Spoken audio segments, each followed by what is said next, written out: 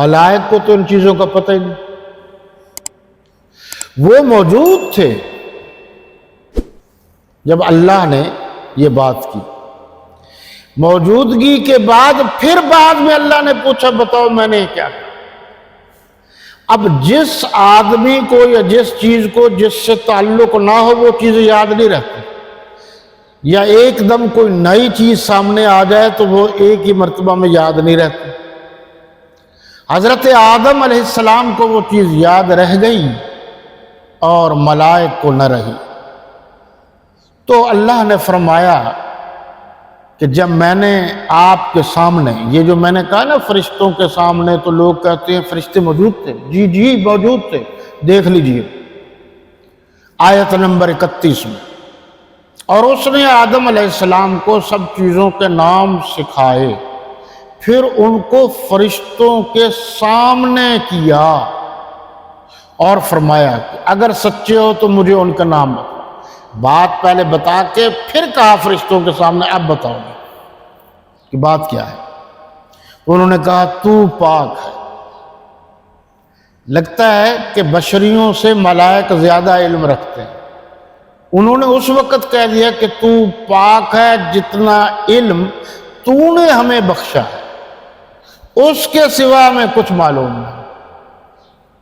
بات ہی ختم کر دیجیے، لا علم لنا الا ما علمتنا، پروردگار آپ پاک ہیں، ہمیں اتنا ہی علم ہے جتنا آپ نے دیا ہے۔ تو کہہ دیجیے کہ انبیاء کرام علیہ السلام کو اتنا ہی علم ہے جتنا اللہ نے عطا کیا ہے۔ جو علم اللہ نے عطا نہیں کیا وہ نہیں ہے۔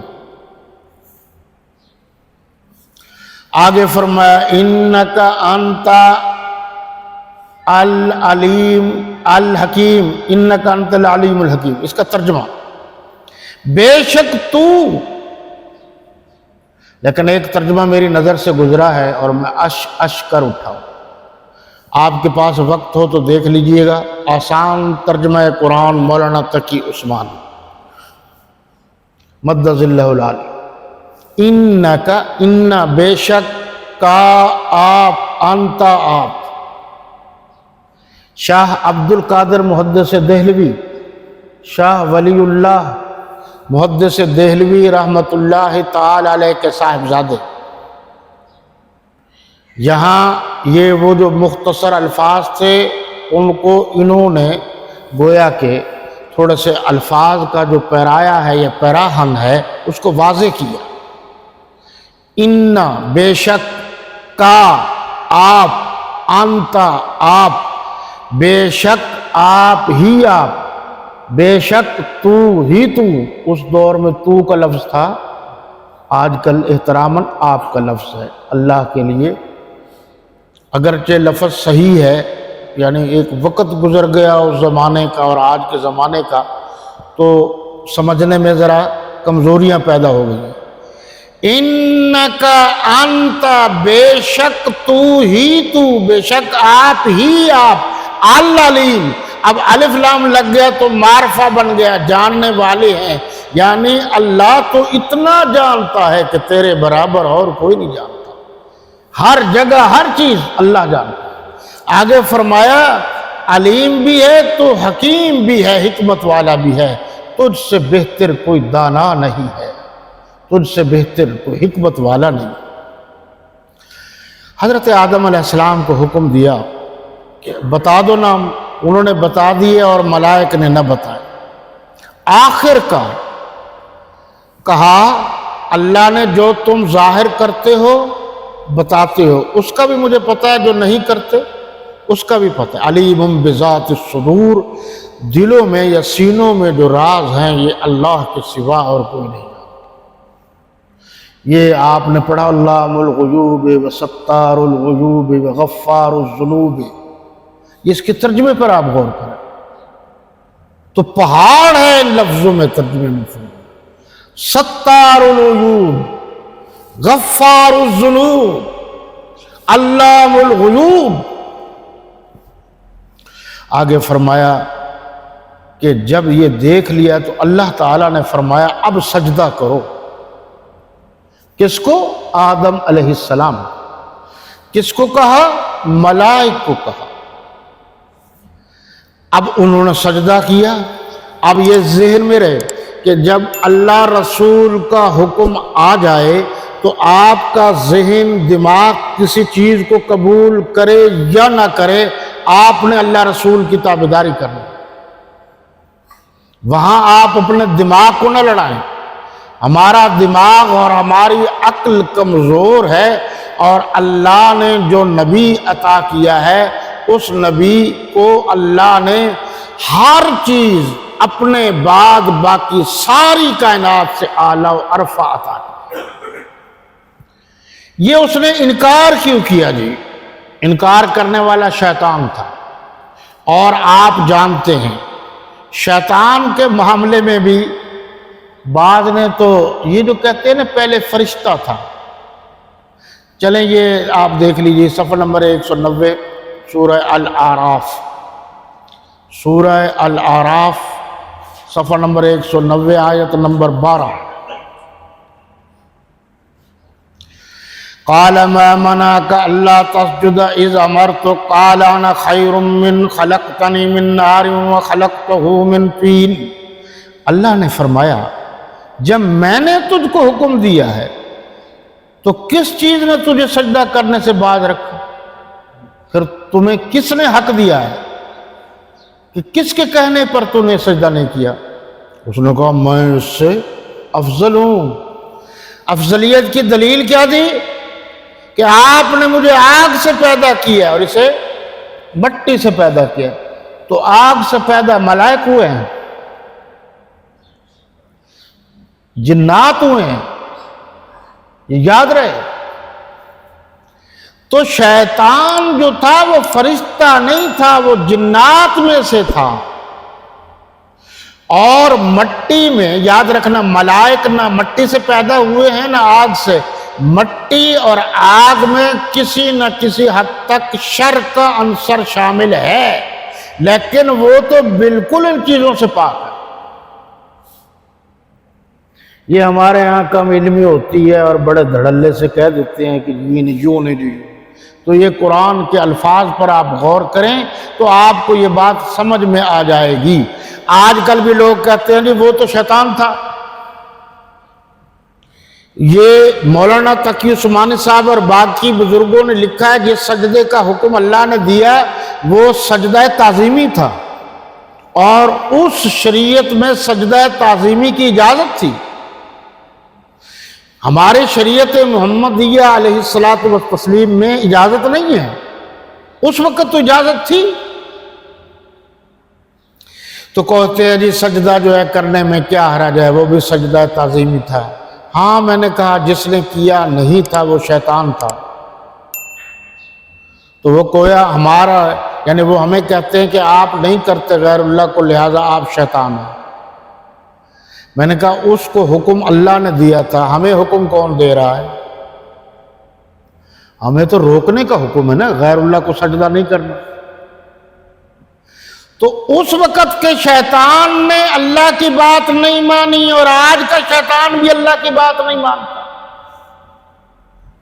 اس وقت کے شیطان کو اللہ نے کہا سجدہ کر، اس نے کہا میں نہیں کرتا، اور آج کے شیطان کو اللہ نے کہا نہیں کرنا، یہ کہتا نہیں میں کروں۔ آپ کو میری بات سمجھ میں آئی ہے؟ جو دلائل میں نے 2-3 دے دیے یہ کافی ہیں۔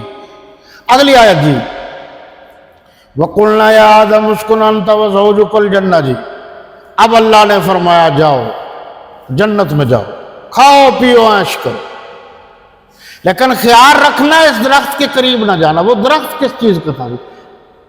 اکثر نے یہ لکھا ہے وہ گندم کا درخت تھا، لیکن گندم کا تو درخت نہیں ہوتا۔ بعض نے لکھا ہے وہ انگور کی بیل تھی۔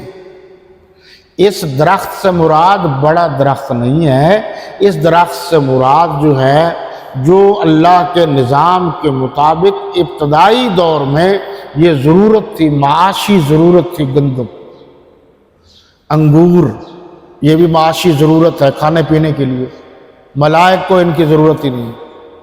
اللہ نے فرمایا کھاؤ پیو، لیکن ان کے قریب نہ جانا۔ وہ چلے گئے۔ تو اب اللہ تعالیٰ ان سے ناراض ہو گئے۔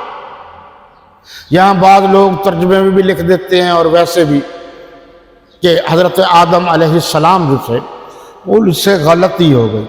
غلطی کا لفظ استعمال کرنا درست نہیں ہے، بلکہ یا نسیان کا، اور دوسری جگہ پہ آیا ہے بھول چوک کا لفظ استعمال کرنا، یہ زیادہ بہتر ہے، کیونکہ پیغمبر غلطیوں سے مبرہ ہوتے ہیں۔ اللہ ان کی انگلی پکڑ کر، پیغمبروں کی انگلی پکڑ کر، سچے پیغمبر خود چلاتے ہیں۔ تو یہ مسئلہ حل ہو گیا کہ اللہ چلاتے ہیں، پیغمبر چلتے ہیں۔ پیغمبروں کی گویا انگلی یہ تمثیل ہے، اللہ کے ہاتھ میں ہوتی ہے، کما یلیق بشانہ، اللہ کا جیسے ہاتھ ہے۔ تو جب پیغمبروں کی انگلی اللہ کے ہاتھ میں ہوتی ہے، اللہ چلاتے ہیں، پیغمبر چلتے ہیں، پیغمبروں سے، سچے پیغمبروں سے غلطیوں کا امکان ہی نہیں ہے۔ جب نہیں ہے تو پھر میرے نبی صلی اللہ علیہ وسلم سے بھی غلطی کا کوئی امکان نہیں ہے۔ انہوں نے خلیفہ اول جس کو بنایا تھا وہ اسی کا حقدار تھا۔